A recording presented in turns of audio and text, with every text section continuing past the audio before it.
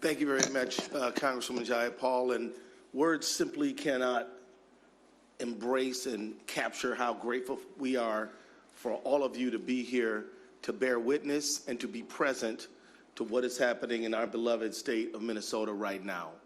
Your presence here is incredibly important and impactful, shining a light on what is the single most unjust thing I've ever seen happen to our state of Minnesota.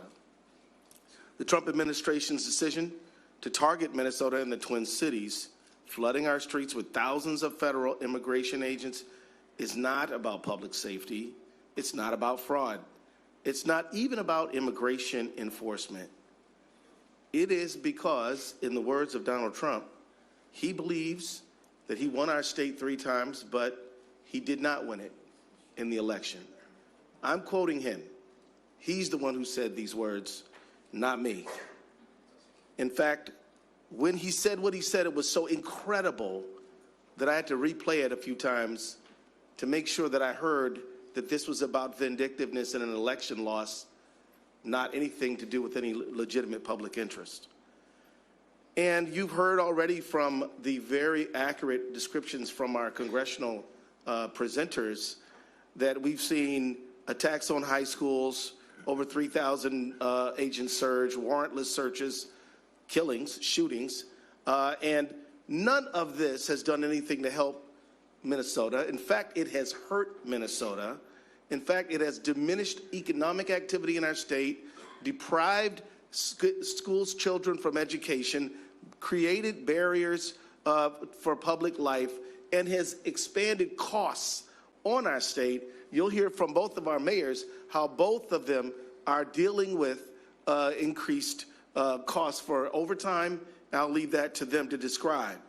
But that is why the 3 of us joined together with the state of Minnesota, Minneapolis, and St. Paul to sue the Trump administration over Operation Metro Surge. Let me be clear. We're not suing because ICE is in Minnesota. They were in Minnesota last year. They were in Minnesota 10 years ago. We didn't sue them then. We sued them over this activity, which is unjustified, unconstitutional, damages our state, interferes with our sovereignty as a member of these United States, violates the Administrative Procedures Act, is arbitrary, capricious, and damaging to all of us. That is what this lawsuit is all about. And I just want to note that you've heard much about how the behavior of ICE is taxing our local law enforcement. But I want to be clear, local law enforcement is doing a good job. They're maintaining order in our state. The order, if there, to the degree there is a lack of it or a challenge, is directly and exclusively because of the Metro Surge authorized by the President of the United States. This is, and so as he contemplates the Insurrection Act, please know that we do not need federal authorities to help us maintain order. We need them to stop doing things. That is what is needed in this situation, and that is what we're demanding in our lawsuit. So let me just say that the family of Renee Nicole Good and the family of everyone who's been thrown to the ground, beaten, harassed, arrested in a warrantless search, anyone whose business has been destroyed, had to face closing their business because of this conduct, that we are standing with you. And we will not stand by idly as this injustice unfolds. We will stand up and assert all means legal to protect the people of our state. I will yield back.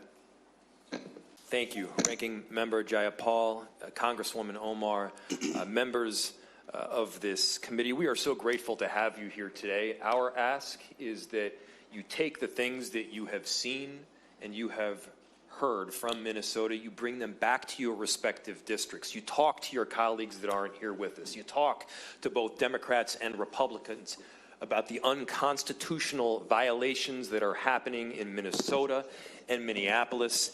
And we put a stop to this because what we're seeing on our streets is unnecessary abuses of force. This is an invasion for the sake of creating chaos by our own federal government to interrupt the daily lives of tens of thousands of people. As the Attorney General said, this is not about safety. This is not about immigration. This is about sowing chaos on the streets of Minneapolis. This is about political retribution. And we in Minneapolis are suffering the brunt of it right now. Let me tell you what that looks like. It looks like businesses closing. It looks like people on the streets that are terrified to get picked up. It looks like United States citizens getting taken somewhere where they don't know where they are going nor when they are going to return to their families. It's families torn apart. It's schools closing. It's an unnecessary expense of taxpayer dollars just to try to keep order. If this were about order, there would be a simple way to restore it. And let me tell you a secret. It's not restored by additional federal agents. Order would be restored, and I will make this prediction, if those federal agents left. As soon as they leave, we will have peace, we will have safety, and order will be restored. Before the federal agents came here, our city was experiencing a brilliant comeback. Indeed, we were on the way to a renaissance. Safety had been improved, crime was down in virtually every category, in virtually every neighborhood. Thus far in 2026, last I checked, we had only had 4 shootings. 2 of them were ICE. An entire city of 435,000 people, 4 shootings, and 2 of them were ICE. It is clear that the practices that ICE is using is unconstitutional. They are not methodical. They are not well planned out. They have taken people out of their cars to detain them on major streets, left the car running, not in park. Car rolls down the streets. You don't need to be a genius to figure out that that is not safe. We've had small children that have been damaged by the inhalation of some form of gas. We've had loose dogs that were left unattended in the streets after ICE arrested and drove away with its owner. This is not making Minneapolis safer. This is not about safety. And I think the main message here is this is not sustainable. We have had tens of thousands of people in our city beautifully stand up for one another. They've showed this entire country who we are, how you love your neighbor, how you make a commitment to the greater good in society. And we have seen consistent unconstitutional practice by ICE discriminating only on the basis of are you Latino, are you Somali, and then indiscriminate pickups thereafter. People are walking around on the street with their passports. That's not American. That's the furthest thing from it. Please take back to your respective constituencies and your colleagues the message of if you love your own community, do not let this happen in ours. Friends, neighbors, and members of the United States Senate and House, welcome to our capital city of St. Paul, where we are a big city but a small community. I sit before you today, a newly sworn-in mayor of a city under siege by the federal government. Right now, federal law enforcement officers far outnumber local law enforcement officers in Minneapolis and St. Paul. The tragic effect of this occupation are rippling far and wide throughout our communities. Beyond the immediate and tragic human toll of rounding up our residents based on what they look and sound like, the economic impacts on our city are far-reaching and likely unquantifiable in the near term. St. Paul Public Schools need to close so that they can offer remote learning for students so that they can feel safe in their learning. We've received reports of federal law enforcement officers going door to door asking people where the Asian people live, right in our very own city. I myself have received advice to carry my passport with me because that they may try to target me based on what I look like as well. Our immigrant, refugee, and communities of color are hurting. I've been meeting with immigrant business owners to develop plans to throw them a lifeline and help them stay afloat. I've heard from them that some of their sales have dropped 60% if they're even able to stay open at all. They are relying on community networks and volunteers to secure their entrances and monitor their parking lots. It is draining their resources and ours.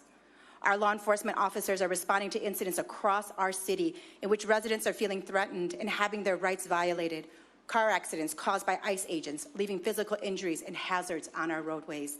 They have fired shots in our streets, and we've heard from citizens who were held in detention centers in a U.S. citizen section.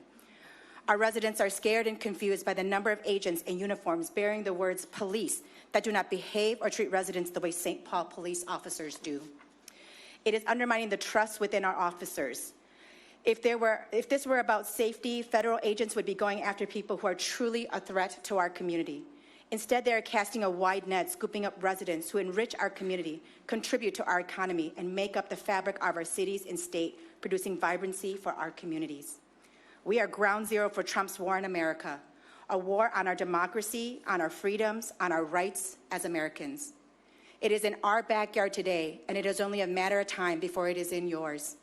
As congressional colleagues at the highest level of our federal government, we need you to act, to speak out, to elevate stories of what is happening to our residents. I was with my parents last night for an hour talking to them, and they told me they hadn't opened their blinds in days. They were afraid that their neighbors would tell them that that house was an Asian house. That my parents have both moved all of their hospital visits, their doctor's visits, to remote or to virtual because they're afraid to leave their home. That is the America that we are living in right now, where people cannot access food, they cannot access health care, they cannot access their basic needs because of the terror, because our cities are under siege. We need your help, whatever it may be. We are standing united and strong, but we need immediate relief for our cities. Thank you so much for being here, and thank you so much for lifting up what is happening in our city and our state. I yield back my time.